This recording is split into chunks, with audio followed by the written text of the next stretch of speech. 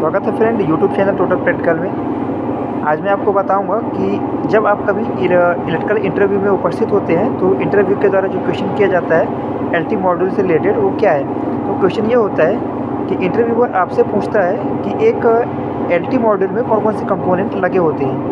तो इसका जवाब ये है कि आपको ये बताना है कि एक मॉड्यूल में पावर कॉन्डक्टर लगा होता है, ऑक्सिलरी रिले लगा होता है, कंट्रोल सप्लाई हेल्दी के लिए एक कंट्रोल रिले लगा होता है और इसका कोड जो होता है K3। ऑक्सिलरी कॉन्डक्टर का जो कोड होता है वो होता है 42X और जो मेन पावर कॉन्डक्टर होता है उसका कोड होता है 42। इसके अलावा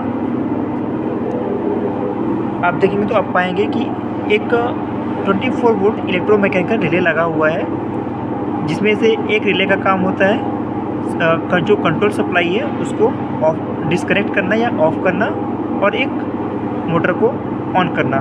अब इसका कोड होता है जिस रिले से हम मोटर की जो कंट्रोल सप्लाई है उसको ऑफ़ करते हैं उस रिले का कोड होता है K11 और जिस रिले से हम मोटर को ऑन करते हैं उस रिले का कोड होता है K12।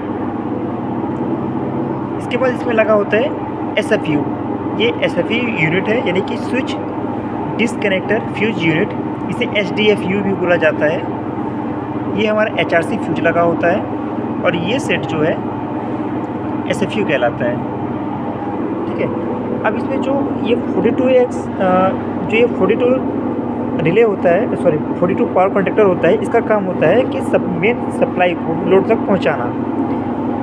अब जो ये हमारा 42X होता है, यानी कि 42X कंट्रोल रिले होता है, इसका काम क्या होता है? तो इसका काम ये होता है कि जो हमारा ये मेन कॉन्डक्टर है उसको ऑन करवाने का काम करता है।